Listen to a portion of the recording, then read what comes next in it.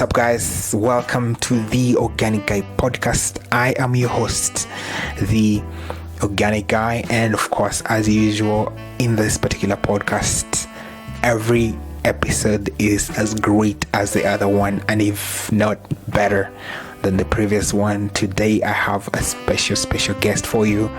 He is known as the father of organic in the country. All right. He's known as the father of organic in the country. So as you ponder what really that means, I want to take this opportunity to thank our sponsors.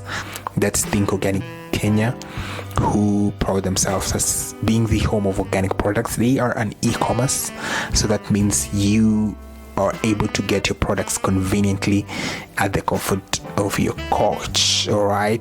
So they do have a really great variety of organic products. I'm talking about fresh organic produce, vegetables, fruits, herbs, you name it.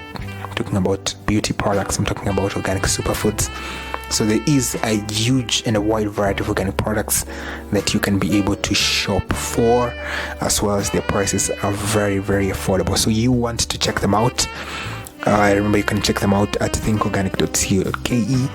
Their website is at thinkorganic.co.ke, so that you can be able to indulge on your organic shopping. So when you do your shopping, you can use the coupon code The Organic Guy to get a 10% off. Be sure to use the coupon code The Organic Guy to get a 10% off on your shopping.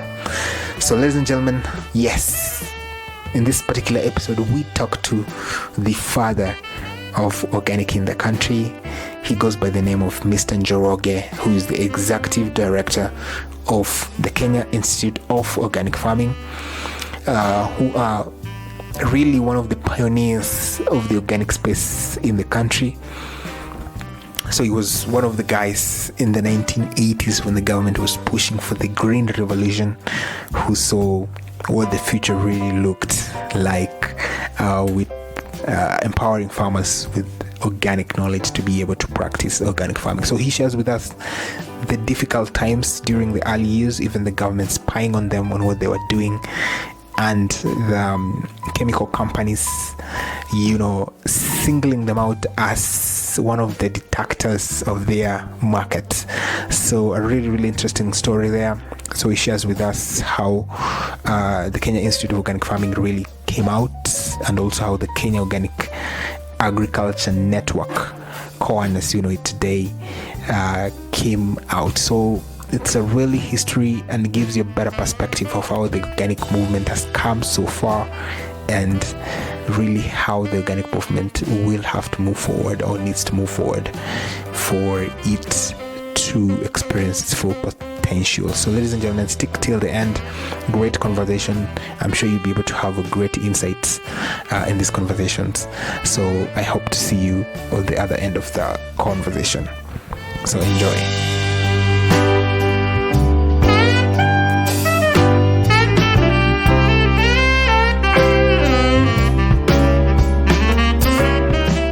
Unaweza introduce tu majina yako for guys who haven't heard about you. Okay. My name is John Njoroge. I am the director of the Institute of Organic Farming. We have been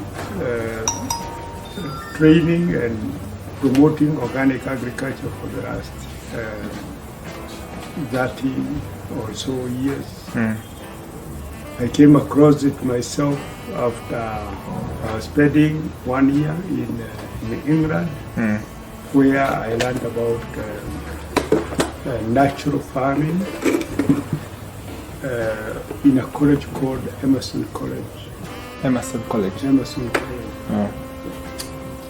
During that time, we arrived in time for land preparation and planting early March, and then we went through the whole process of growing using organic methods until September, when we harvested the crop.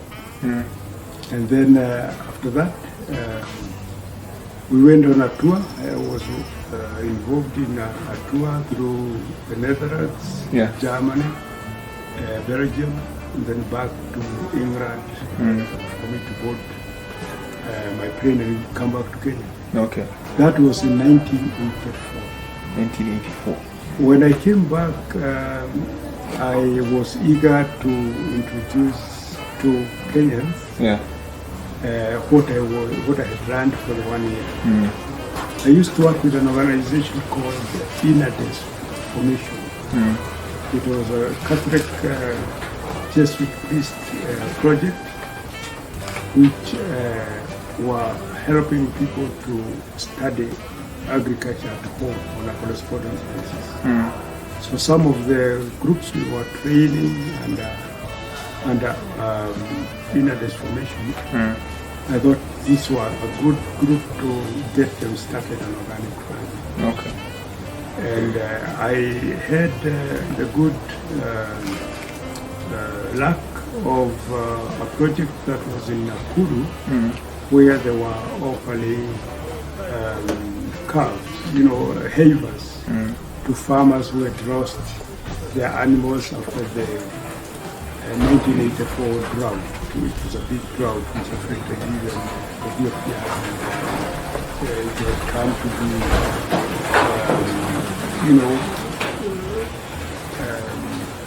a concern for the whole world. So in the diocese, Catholic Diocese of Nakuru, they wanted me. What's the sound? They wanted me to introduce organic agriculture so that those who had received havers can be able to use the manure to grow crops and therefore become sustainable and also find regular use for the animals' output. So we, together with the Catholic team in Nakuru, we organized a workshop which was very successful in 1986. It took 3 weeks to go through the workshop. We invited about 45 participants from different NGOs, from different organizations, and church. And at the end of the 3-week course, 3 important conclusions were made, recommendation. One was that what we had set on the ground as a learning demonstration be maintained, and that the students of Baraka, where the workshop was taking place, Baraka College in Molo, should have a program on sustainable agriculture to continue with this learning.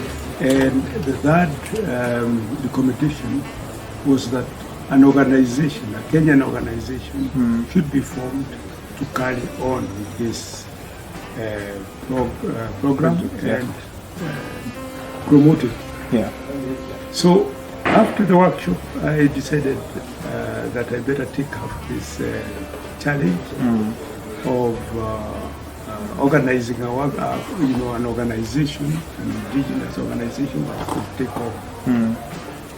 And I looked for a name. At that time, you had to register with the Registrar of Companies. And the name Kenya Institute of Organic Farming was accepted. And in April 1980, in August 1986, at the end of the workshop, this name was registered as a company without shares, working on non-profit making basis. So from there, I went back to my organization, Narrates, to say that I would like to be released so that I can promote organic agriculture with this. The first team that we involved were the participants of that workshop. And we met with them several times. but the cost of bringing them together and discussing when they were really working with other organizations proved very difficult. So we did not go very far. I followed up on the introduction of organic agriculture in form of sustainable agriculture at Baraka, and that actually has gone on even up to today. As far as Kenya Institute of Organic Farming was concerned, we had 3 trustees whom we registered as the ones in charge of the organization. And from there, we decided to be going out to practice organic agriculture on one of the trustees' gardens. I was the one who was more equipped with knowledge on the organic agriculture, so I would be the one to do that. And we did that for about 6 months. After that, the teachers in England who were from Amazon College, they requested for what you call a time off to come and help continue ground the organic agriculture in Kenya. So they came to me, they were my host. We were with them they were supposed to come for a year, but we actually stayed with them for the next 3 years. During that time, we were supported by the Catholic diocese, both in Nairobi and Nakuru. And we would go to every church on Sundays, asking if it is possible to talk to the congregation.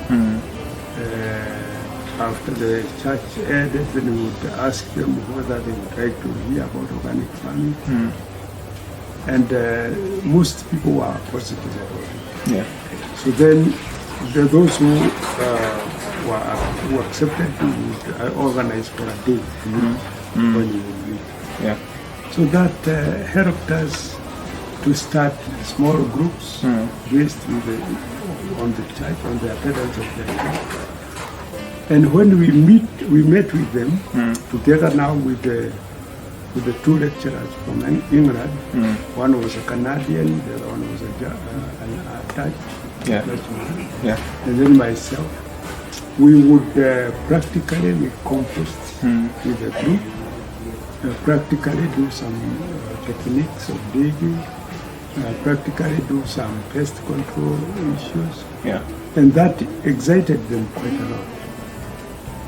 And we would be invited by the next, and the next, and the next, and the next. Our funds ran out, and then one day we were visited by a group of sisters from New York. They said, "We have heard about what you are doing, and we would be happy to see your groups on the ground." So we took them to one of the churches where we have a very active group. They were very excited, and the group was very happy.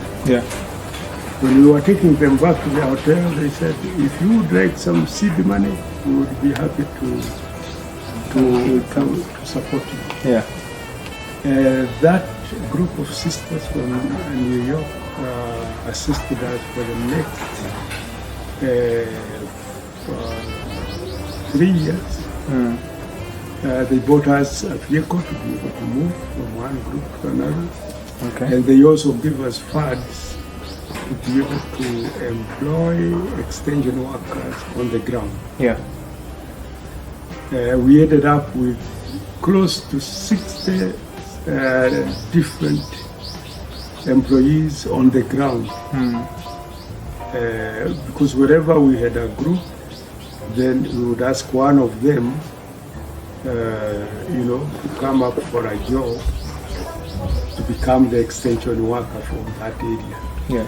And he would then pay on a regular basis, for the person to extend the information to other groups. And depending on the industrious nature of the person, he would also create a lot of other groups. At the end of the month, when they were coming for their salaries, we organized that they come 3 days before, so that we update on their information, train them something more, and then they would use this new knowledge now to again continue their course. And the program was very successful. So it created a lot of areas for training. And we started having quite a lot of groups actually coming and saying, please come and train us. Please come and train us. The Minister of Agriculture, that was when we had this district focus for development, district focus for development. Started seeing that we were bringing knowledge which the Minister of Agriculture was not promoting. Because what was happening is the agricultural staff would come in as learners. And they would not introduce themselves. Because they always said the government does not allow us to promote organic farming. So that it is, we don't want to be seen as if we were part of this. Okay, so the government at that time wasn't supporting organic agriculture. No. So in fact, at one time it was thought that this is a church activity. Okay. Because often we used to go through the church. So in that case, then what happened was that in some districts, they said, if you are coming to tell people about going back to composting and working with manures instead of chemicals, don't come to this district. Okay. I think at least in two districts we were barred from taking this knowledge there. Wow. So that is what happened. Also the agrochemical companies also heard about us. And they started saying that we are spoiling their activities on the market.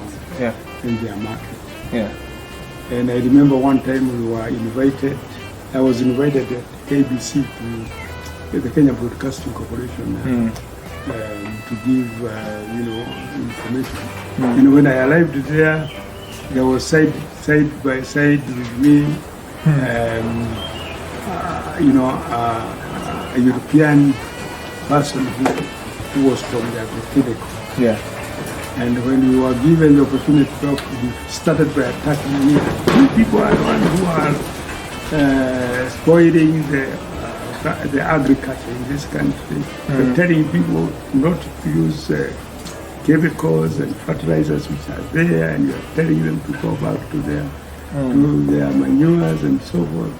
So, but after that, then the government actually responded by having a program on the safe use of agrochemicals, which was rolled out by the Ministry of Agriculture. How do you wear gloves and masking,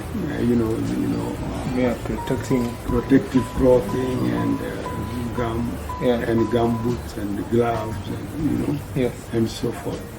So that program went on mainly because of what the farmers had learned from us, that chemicals are really dangerous. So from there, then the International Monetary Fund, IMF, came up in I think that was in early 90s. Early 90s. And they started saying that the third world countries should really take care of themselves. Instead of giving free education, free hospital, free what, they should actually ask the recipients to pay a certain amount. Yeah. And in Kenya, we remember it introduced fees into the universities. Yes. At that time, we were started by only 6,000 for university education. And the hospitals also, you had to pay something. And quite a few other things you had to pay. Yeah. And that created a lot of, reaction by the university students and so forth. And the international funding community responded by saying, we are cutting off all the aid, even to international NGOs and other NGOs. We would like to cut off all the aid. Yeah. So I had to ask the runners, the farmers who are running, what are we going to do? Because now we have about 60 extension workers we are paying. Yeah. What are we going to do? And they came up, they said, let every group send a student, one of their young people who have left school, come and learn, and then because he's one of us, he will be teaching us. Yeah. And that is how we started a school. Wow. The initial group of 13 students came from the groups we have trained, sent by the group themselves, so that when the International Monetary Fund stops the donation, they will have their own people to train, to follow them and train them. Yeah. So after the first group of trainees at KIOF now, so we had to set up now a center for training them. Yeah.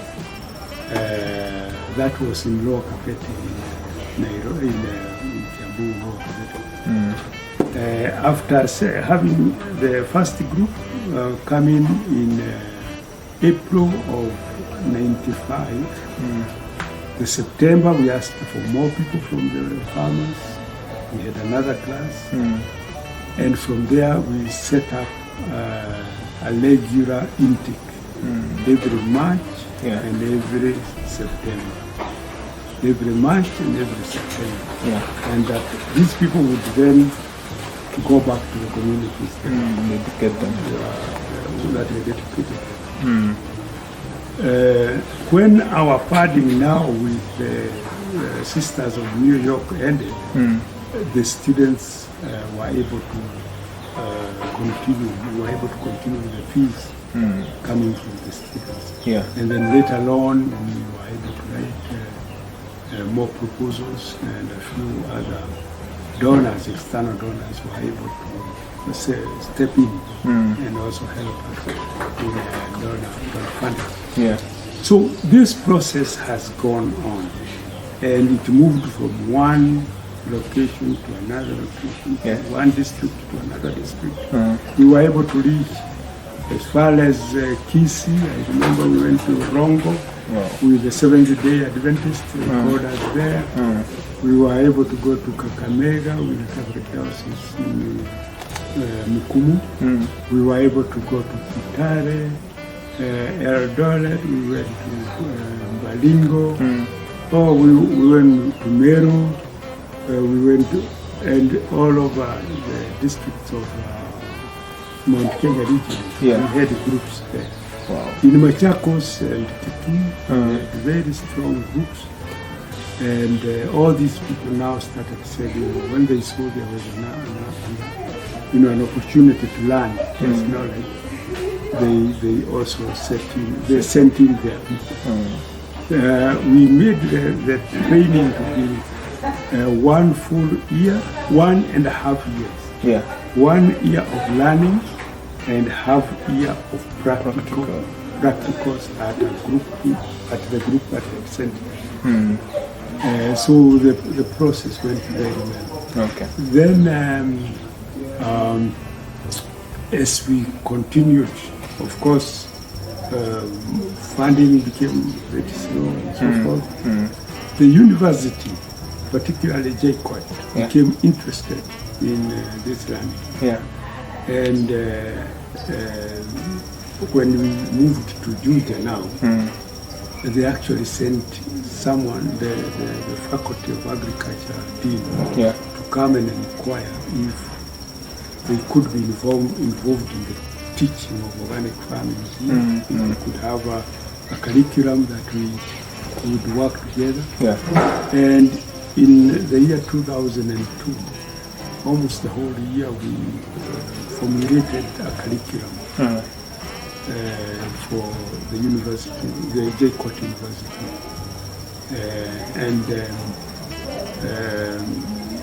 This was completed. The syllabus was completed, and the university, what do you call the big committee of the university? The council. The university council of JKUAT approved it. Yeah. And at that time, the VC was Mr. Micheka. At the end of 2002, a new president was elected. Yeah. And one of the things that the new president did was to promote Micheka and he moved into a different responsibility. Yeah. And a new VC was put in JKUAT. Yes. And at that time, we had not got our go-ahead to start the curriculum that we had worked on. So the new VC who was put in was rejected by the teachers, by the staff, and lecturers and students of JKUAT, and it caused a lot of chaos, and so forth. That delayed the curriculum, launching, and in the year 2004, we decided to go it by ourselves.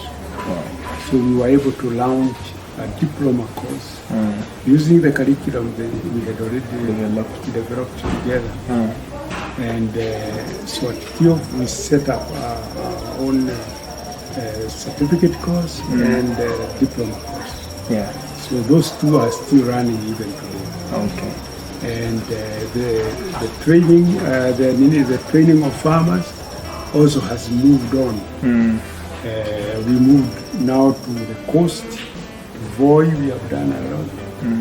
And then two most important NGOs actually took us very strongly. One was the Foster Parents Plan International. Their program in Meru and Embu, we were asked to facilitate the food security program. And therefore we went and introduced organic farming there with our own staff whom we were paying to continue that. And the other organization was World Vision International. It came on board and it accepted that KIOF will render the services of food security program. And these ones took us all over the place because this World Vision International was doing a lot of projects. They took us to Voi, they took us to Machakos, they took us to Makueni, took us to even to Rukana. We did food security programs for them. Many places. And we worked with them for a long time. So that helped us to continue in our activities. All these years. So one of the donors helped us to purchase this property at Juja. Yeah. And to make the construction for classrooms and accommodation rooms and stuff like that. Okay. And we were able to set up now the college in Juja. And since that time we have continued. We requested about marketing. And one organization from Holland accepted to fund an outdoor farmers market in Nairobi. Okay. We even went and identified where the location of the market would be. Yeah. But as a last afterthought, yeah.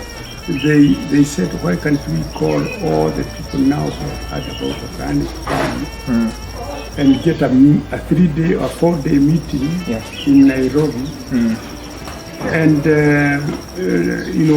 set the structure. So we had that advertisement in the nation. Yeah. And we met at Isipe for 4 days. Yeah. Under the auspices of ICIPE itself, the International Center for Physical Insect Ecology. And the conclusion of that workshop was not mainly to set up a market, but to set up a coordinating body for organic farming in Kenya. The name that was identified was Kenya Organic Agriculture Network. Yes. It was immediately put in place. It was housed by ICIPE. Wow. And was given 5 main things. One is to lobby organic farming to the Kenyan government. Yes. 2, to accelerate the marketing process.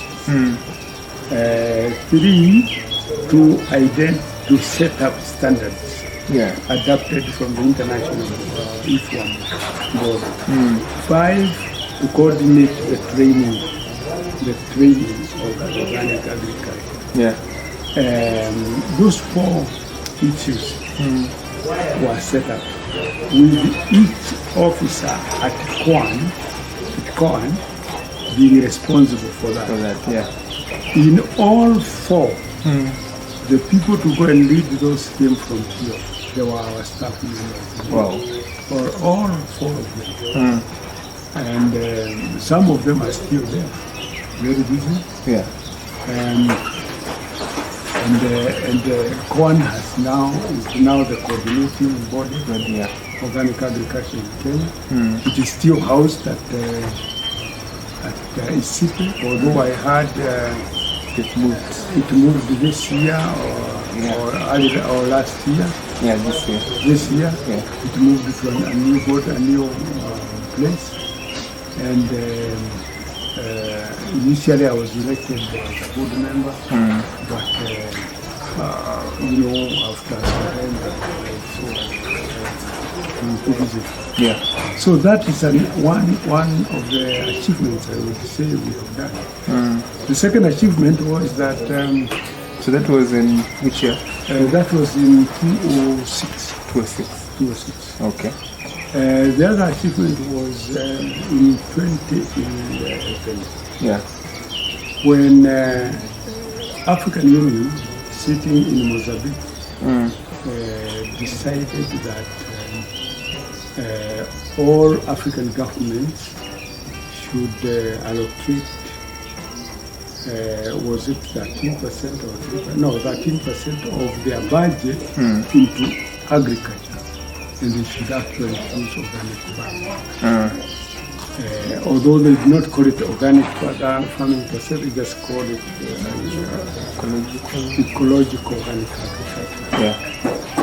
So we had a coordinator, a formulating workshop here in Zika, and then after that,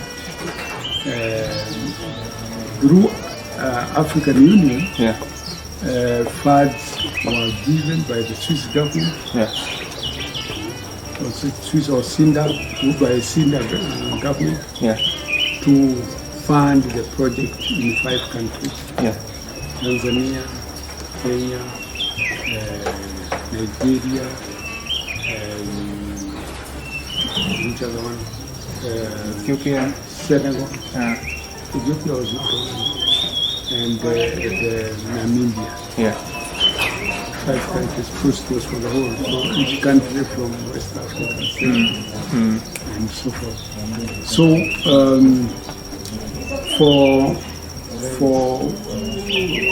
so we had a first ecological organic agriculture in Dar es Salaam. Later on, the project was started. Then we had a second workshop in Zimbabwe? In Zimbabwe? No, in Zambia. In Zambia, actually the South African country. Not Namibia. So the second one was in Lusaka. The third one was in Nigeria. In 2015. Now, instead of just delegates bringing in people, the African Union decided to look into Africa, who are the people who have promoted organic agriculture most. So for Kenya, I was selected as the champion for organic agriculture in Africa. And last year I had to present a paper in Senegal, Dakar, and I think we were about 5 of us from different countries. So now in Africa? In Africa. So that is the only other achievement I can put. That I'm one of the Africa champion for organic agriculture. Wow! Congratulations! Thank you. So we have just been moving from one state to the other, and so forth. And that's what I need to say. There's so many things to talk about from what you've just explained to us from the entire process. But just to touch on a few points. So from the early 80s when you went to England, so you went to England to study about organic? No, I went because with Inlands Formation, I went on behalf of Inlands Formation. We were doing correspondence education for farmers in Africa. And one of the emphasis was that you should not tell the farmer to go and ask information from the local agricultural officer. Because the argument was, supposing there is no agricultural officer nearby, or to tell him to go and look for this chemical. Supposing he doesn't have money, give him a practical thing which is there, available, what he can do when he has no other person to go to. So we would, whenever there was a recommendation for a particular thing, we would look for a local. If there was a recommendation for a fertilizer, if there's no fertilizer, what do? We were ready to show that person how to make compost and what to do now without fertilizer. So for that reason now, we were invited to learn more about what we can write, and we discussed with the farmer in the lessons we were giving on that Catholic Jesus, Jesuit program. Okay. So, and that is the one why we went on a practical thing to go and do it organically so that we can show. When we come back, we'll show the farmers how it will be done. Yes. That is the reason why we went to use it. Yeah, so but when I reached here and I was involved in that workshop in Nakuru, then I actually designed from Inadex to found this Kenyan. Yeah. So the other argument is before those years. So there's a period. I don't know exactly which years, but there's a period the government now started to promote the use of external inputs, the fertilizers and the pesticides. Yeah. So before that period came into acting, the government actually started promoting it. Before the years, the years before that, when people doing organic agriculture already? They are doing traditional. Yeah. People knew that if you, like many communities, the first job the first work for a woman is to sweep her compound and then throw it at the nearest dust hole. Yeah. Most people would dig, where to put their sweeping at the gate of the homestead. Yeah. So the people in that compound would sweep and put it in that hole. And eventually it would rot because most of it was either manure from the animals or the waste from the leaves, the foods the food, and once it rots, every household, every woman, when she's going now to her garden, she would carry part of that manure now which will become decomposed and take it to her domas, sugarcane, banana, So people were accustomed to this. When the Europeans came and colonized Kenya, they took up part of that. And it was recommended that everybody should have a compost, So everybody should have contour tillers, to the soil. Yeah.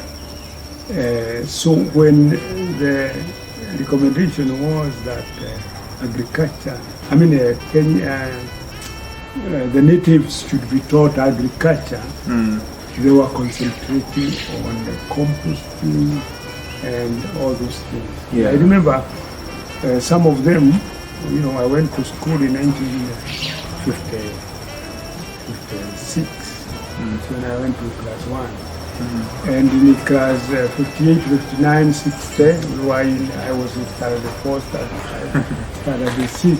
Yeah. We always were asked to bring animal manure and ash to make compost in school. Yes. It was one of the subjects you had to do. Yeah. I remember also doing the same thing. You had to do composting. So when now Kenya government became independent, the first thing they did was to remove everything that had been introduced by the whites. Oh, okay. Including scrubbing agriculture. Okay. So that is where the problem started. So now when we now come back and now we are teaching the people how to make compost and how to use organic matter, they clearly saw we were taking them back where they were. You understand? Yes. They clearly saw we were taking them back. Yes. And that is why in some of the districts they were saying, no, we don't want this type of education. Yeah. If you want to tell us which fertilizer to use, which is the best chemical now available in the field, so that we can be able to get more produce. Yes. That is how it came about. Now, some of those districts which refused our training. They came later, much later. They said, no, we want you to come. Come and we have been left behind by the others. Yes. Come and teach us how to make this compost. Yeah. So we actually Well, go back to go back and show them how they can do it. Yeah. Okay. Interesting, yeah, because it's one of those arguments you always have with people. Before people started using chemical fertilizers and the herbicides, what were they doing? Yeah. The argument has always been they've been doing organic farming. So it's interesting you've put it in the perspective that they were doing it traditional farming. Yeah. That is So from the argument you can say there's a slight difference between traditional farming and organic agriculture. Yes, there is. First, because there are many aspects of that tradition that has been improved, and also why you do it has been understood. Yeah. For instance, they didn't know that they were doing this to improve the health of the environment or the health of the food people took. They were just saying because this is the material you have, this is what you are going to use. Yeah. You see, so to the farmers being told to use animal manure or anything, they sow a seed. It's because they don't have the money or because they don't have the opportunity to get fertilizer. Yes. That is the reason they are being, Yeah. But now those who are adopting organic farming, or the main reason why organic farming is important, it's because it brings health. Yeah. It is healthier. The chemicals you use have repercussions, they have negative effects on the environment and on the consumer and on many other things. Yes. So in that case, you would say it is not exactly the tradition. There is better understanding. There is a difference. Yes. Yeah. So in organic farming, there's a better understanding. Better understanding and also a need to go organic. Yes. Yeah.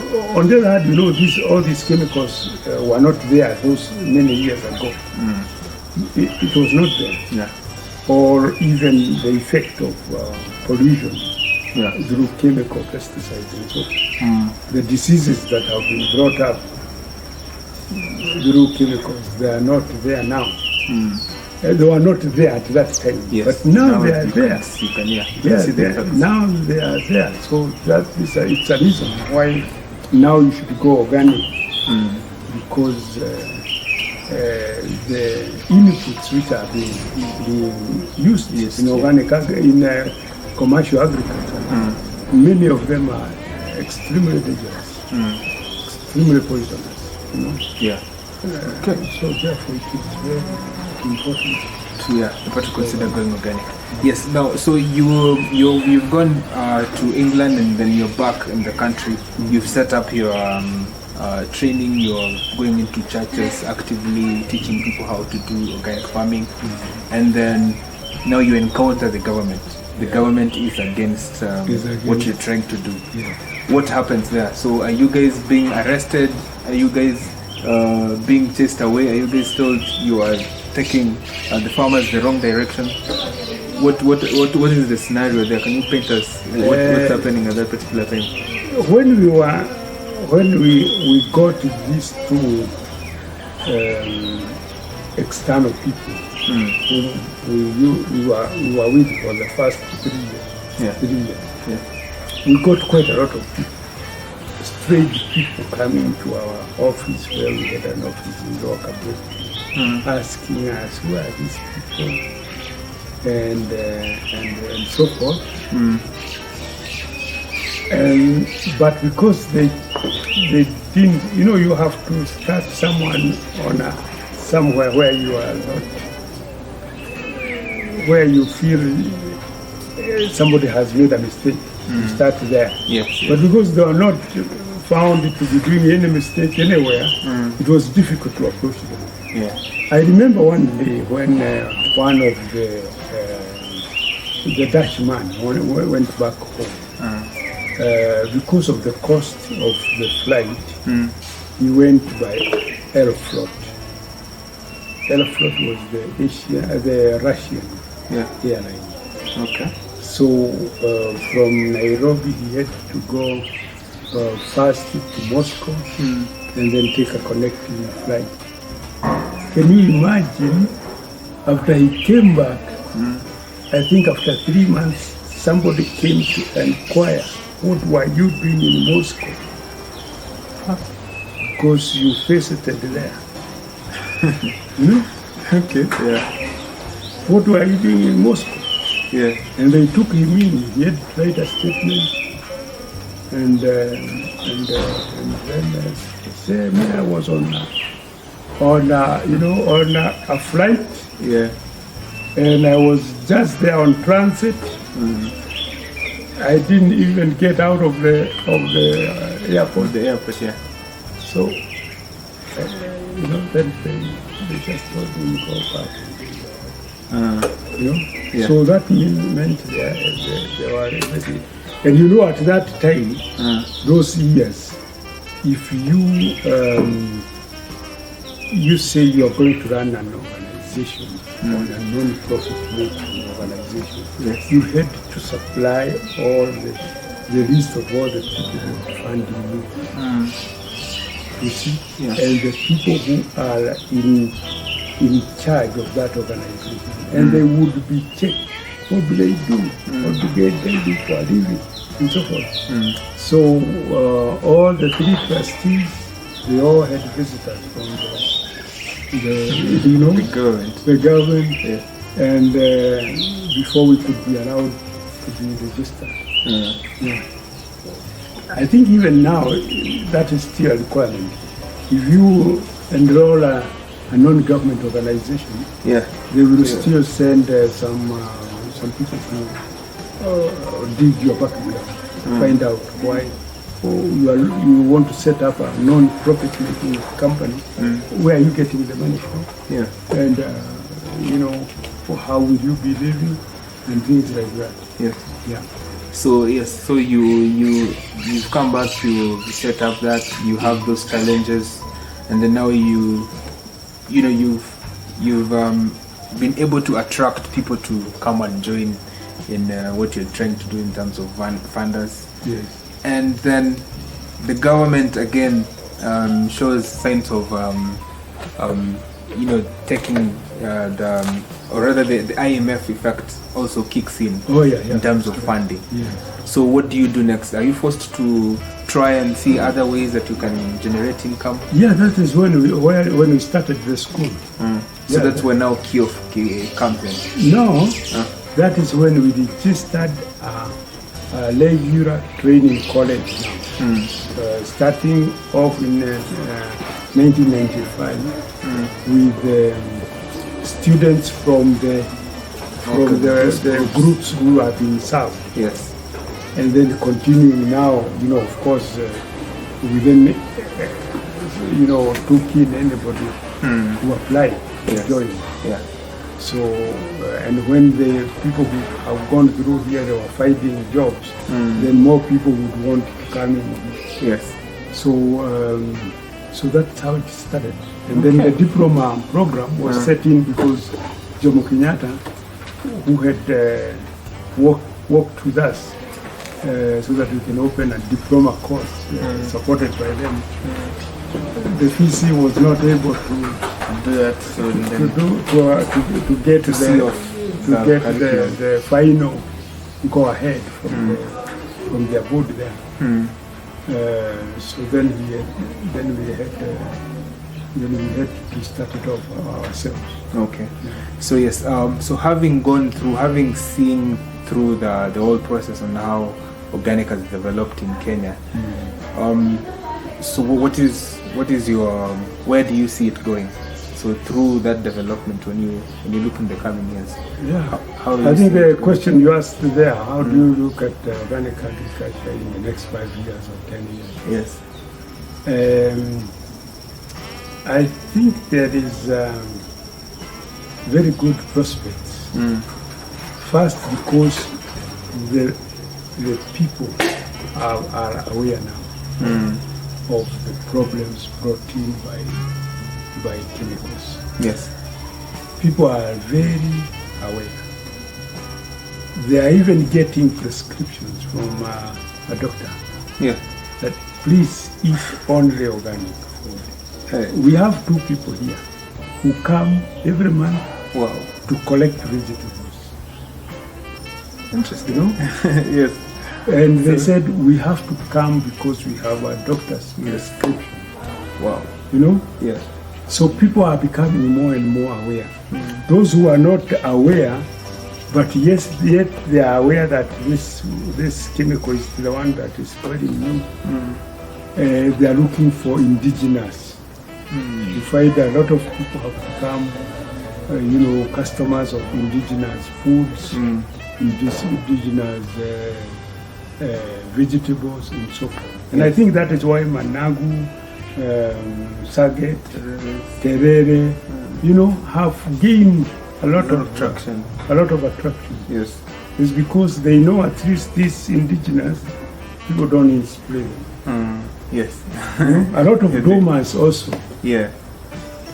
and even sweet potatoes. Yeah. These were foods which were not being eaten before, but now they are in the market. Yeah. They are attracting Very a lot huge, of, huge demand also. good demand. Yes. So that is one thing. This demand is going to rise. Yes. Number 2, when there is a demand, people organize how to get the material. Yes. We have the good structure of gated communities now. And many of those gated communities are organizing how can we, get somebody to access to this.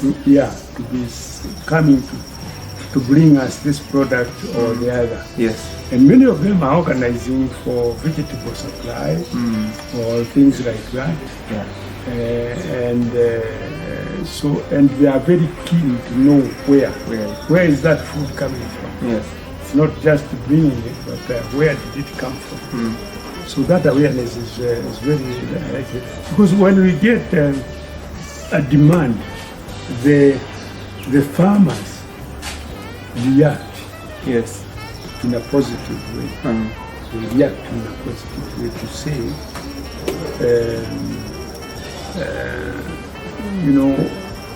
since this is the one which is in demand, let's grow it. Yeah, sure. Yeah. If you go to Embu or Kirinyaga or Muranga now, and even in Meru, there are many farmers who are growing organic macadamia, organic avocado fruit. Yes. Because there is a big demand for organic Those products. Organic avocado, for instance, organic, and it has to be inspected that it is really organic. So the farmers are, Yeah, very strict on yes. And then people are coming to say, under these trees, the vegetables you grow here, bring them. Because they are organic. Yeah. Yeah. The macadamia, as you obey the macadamia rule of organic, the vegetables you grow under, bring them. Yes. They are also organic. So you find that awareness is rising. Yeah. And also a few supermarkets are coming up. Yeah. It's unfortunate that Nakumat has gone down. But I remember at Westgate, we were invited by the owner of Nakumat to come and open a section on organic products. Yes. Yeah. And actually I was the guest of honor, I remember. We opened and we had suppliers coming from all the way from Naivasha, where we had trained a group. Yes. Kinago, Kangema. Yeah. Bringing all the time Those products Yes. to Nakumat, Westgate. Unfortunately, the method of approaching that of selling is not good because at Nakumatt they were told this is the shelf. Yeah. You'll be putting your product here. Yeah. When you come with it, it will be received, but it will be marketed, it will be kept here. Yes. So come checking whether it has gone. What is sold is what we shall pay. If it is not sold, you come and pick it back. So the cost was on You the see? farmer. Yeah, and they are not the ones on the market selling. Yeah. You know, you take it from me, you put it in your shelf. I cannot go there and do the selling. You are the one selling. Yeah. And then what is not sold, I have to come back and pick it. You know? Yeah. And then what is sold, on top of that, what is sold, you give them 90 days to pay you. 90 days is raising another crop So they are without cash being flow. paid for the first one. Yeah. So, Wasn't because after a few sustainable. months, the farmers could not keep up with that. They're just excusing the farmers. Oh, interesting. So having said that, having seen the positive, I mean the market is obviously demanding for it, and a lot of people want these kind of products. The good thing is here at KIOF you're offering those kind of programs where people can actually come and learn Yes. those kind of things. So can you sort of share to people the kind of programs that you're having at KIOF and you know how people can come and be part of the organic sector? We have realized we are offering organic agriculture. And organic agriculture is doing all crops and all animals without any pesticides, injections, antibiotic injections, all medicines from the synthetic industry. Yes. You have to do all of it naturally. Yeah. When you look at the chain, all the way from land preparation, where people start with herbicides, to the seeds and to the planting, to the to weeding, to pest control, to storage, all those. Yeah. It's a very long chain. Yes. So what we do, we train these young men how to start from the ground, from the first day, Yes. and we train them Through how the- to through go the through chain. the chain, Yes. so that you end up with a product in the kitchen Yeah. or on the plate which has never touched any chemical. Yeah. Neither its products, its ingredients. Because when you have a food, it's not only doma, it is Combination of foods. a plate of pilau, Yeah. rice, meat, vegetables, Yeah. onions. You have to add up With the composition of this all kind of these food. ingredients must be individually grown organically. Yes.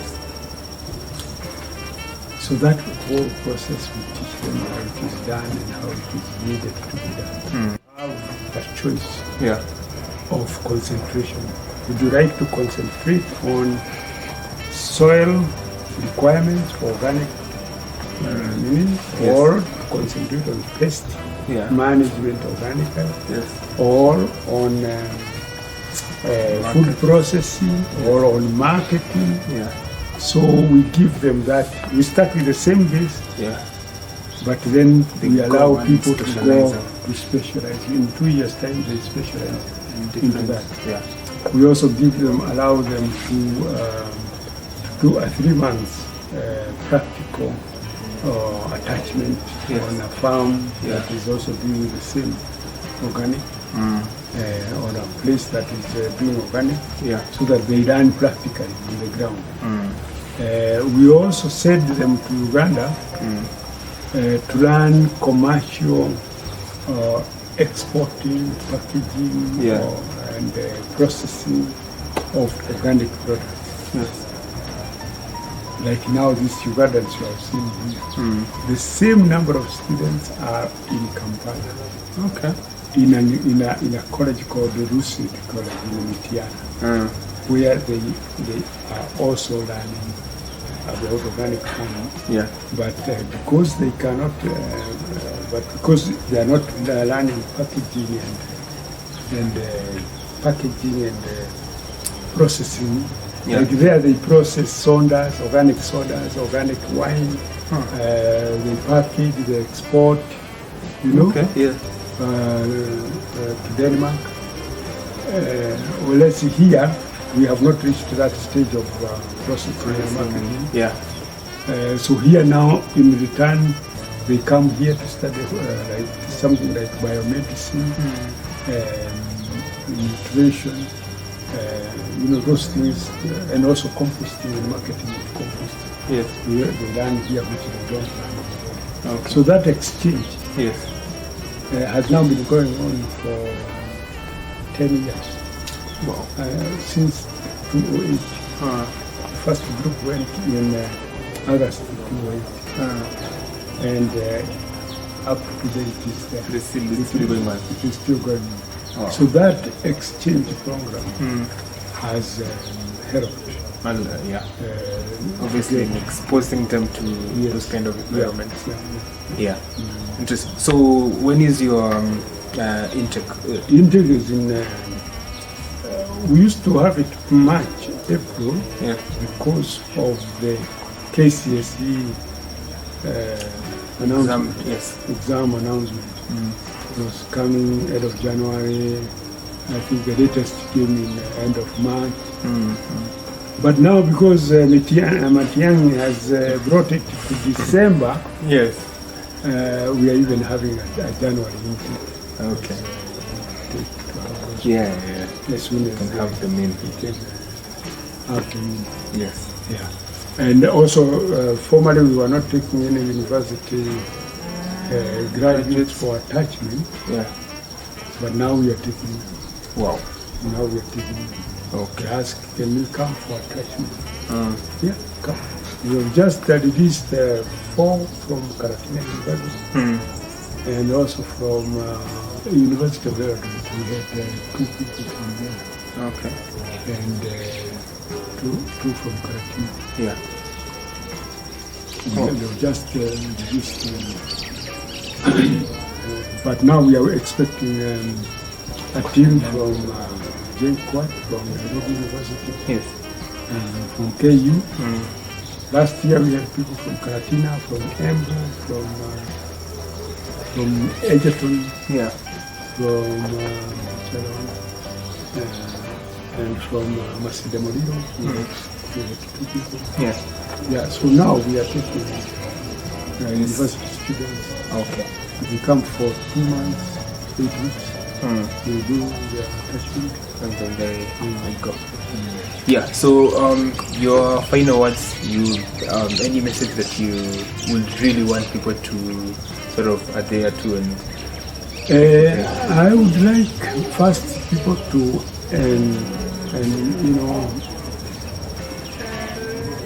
understand organic agriculture and take it in. Accept that it is the next industry that is coming along. Yes.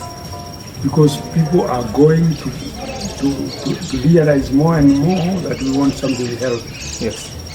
This word of eating something healthy is in now. In now. Yes. Yes, and the only way you can say I want to eat healthy is going organic. Yeah. The best way is for each person to learn how to do agriculture, organic. Even when they don't have a garden, they can use this container gardening and the new one, which they are calling vertical gardening. Yeah.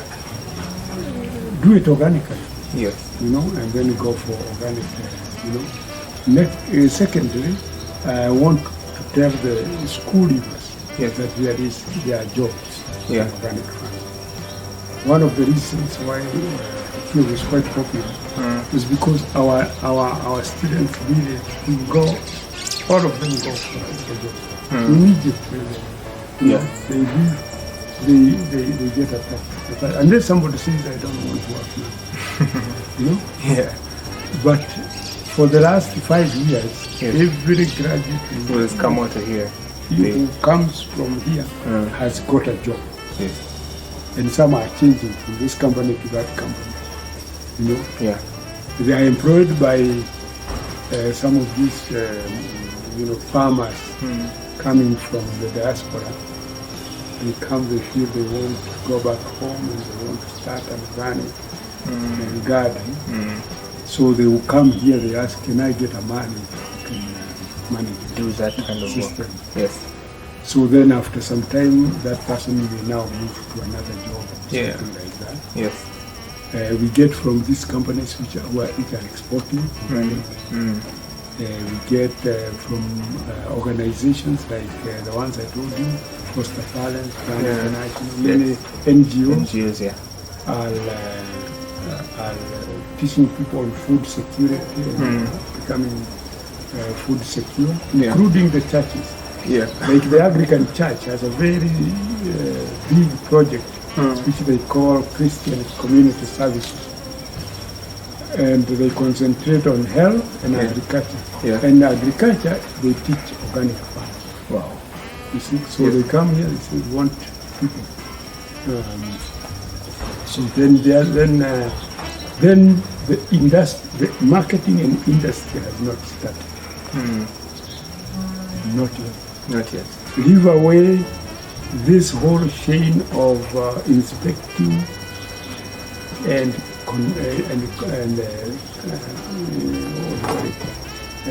certification. Yeah. You know, you must be inspected and certified Yes. that you are organic. Yeah. And right now we have very few Kenyan, KIOF trained inspectors. We don't have a certificate yet. Okay. That's a whole line which is coming. And people have been asking us, now I want to go organic. Who will come and certify me? You know, who will come and inspect my farm?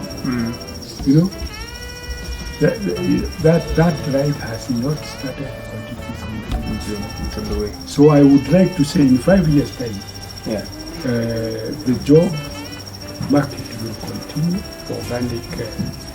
Yes. More awareness will come. Processing, you know, has not started. Yeah. The other, I have even 2 letters here in my office saying I have been asked to take organic milk.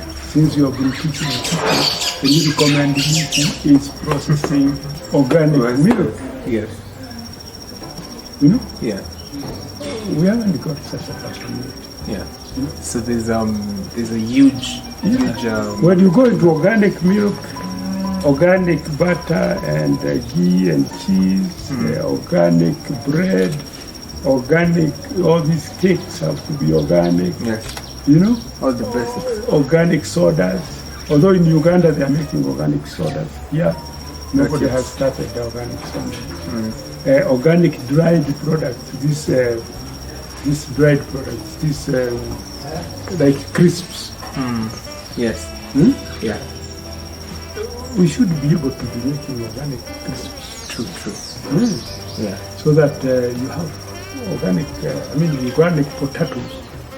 Then you make crisps with them, you roast them using a natural oil like sunflower oil or some of these, which are not processed oil. Okay. You know, then and the whole meat industry, has not even started. Yes. So there is a lot of, I can imagine, I can see the next 10 years, there will be a lot of conversion, converting to organic. Yes. A lot. Okay. Yes. So Very good. yeah, asante sana. and we appreciate for your time and being open to share your experiences throughout the journey. Okay. Yeah, it's been a pleasure. Very good. Thank you.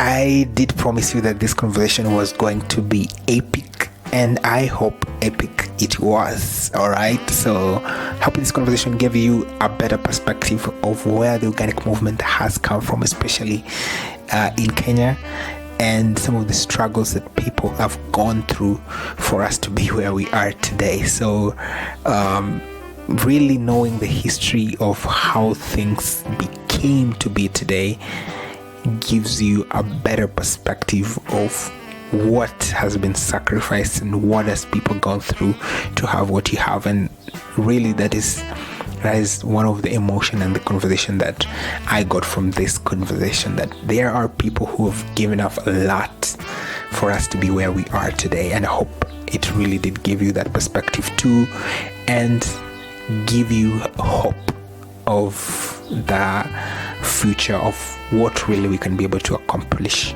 moving forward. So of course, if this conversation was of great help for you, be sure to share it on your social media, and share it with your loved one and with your friends, so that we can be able to move the needle in the organic movement and move it forward to where it's supposed to be.